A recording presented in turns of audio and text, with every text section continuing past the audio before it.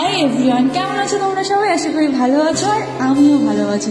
কিন্তু দেখো, আজকে যে সকাল থেকে যে বৃষ্টি চালু হয়েছে সে আর কোনো বন্ধ হওয়ার কোনো সিন নেই।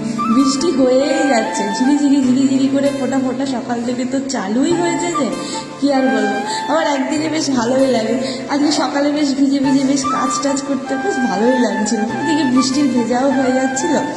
তো তোমাদের ওখানে বৃষ্টি হচ্ছে জানিও কিন্তু।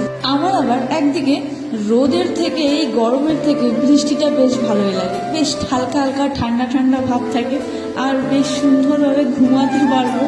এর জন্যই আমার বৃষ্টিটাকে এত ভালো লাগে। কিন্তু গরমে তো ঘরে থাকাই যায় না। তো যাই হোক, বৃষ্টির কথা বাদ দাও। তো এই ভিডিওটা আমার 2-3 দিন আগেকার শ্যুট করা, এডিটের জন্য ছাড়াই হচ্ছে। সেই দিন গিয়েছিলাম ফুলিয়ায়। কাঠের এই যে কাঠগুলো যে আছে, কাঠের গোলা না কি বলে ঠিক সেরকম আমি জানি না। তো যেহেতু আমাদের বাড়িতে এখন প্লাস্টার চলছে, তার জন্য দরজা জানালার ফ্রেম লাগবে। সেই জন্যই গিয়েছিলাম। জেঠু, আমি আর কাঠ মিস্ত্রি এদের সাথেই গিয়েছিলাম। আমি তো সেরকম বুঝি না কিছু। তা ওদিকে জেঠুরা সবাই মিলে কাঠ বেছে টেছে নিচ্ছিল কোনটা ভালো। সব থেকে ভালো কাঠই নেওয়া হয়েছে, যাতে কদিন পর আবার নষ্ট না হয়ে যায়। ওদিকে তারপরে আমি টাকা সব দিয়ে এবার কাঠ নিয়ে সব টোটোর মধ্যে নিয়ে বেরিয়ে পড়েছি।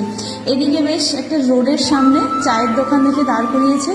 আমার না বেশ হাই রোড, তার পাশে ঠিক একটা এরকম চায়ের দোকান হবে। সেই চায়ের দোকানে বসে চা খেতে খুব ভালো লাগে, জানো, আমার তো খুবই ভালো লাগে।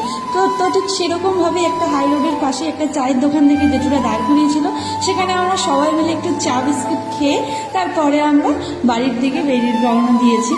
তো এইদিকে দেখো, আমি তো চা খাচ্ছিলাম, চাটা বেশ ভালোই ছিল। তারপরে আমরা এই যে বললাম যে বাড়ির দিকে চলে এসেছি। বাড়িতে আমরা চলে এসেছি, কাঠ সব ঢুকিয়ে দিচ্ছিল জেঠুরা মিলে, সবাই মিলে। তো যাই হোক, তো দেখো, তোমাদের সাথে গল্প করতে করতে ভিডিওটাও শেষ হয়ে গেল। সবাই ভালো থাকবেন, সুস্থ থাকবেন।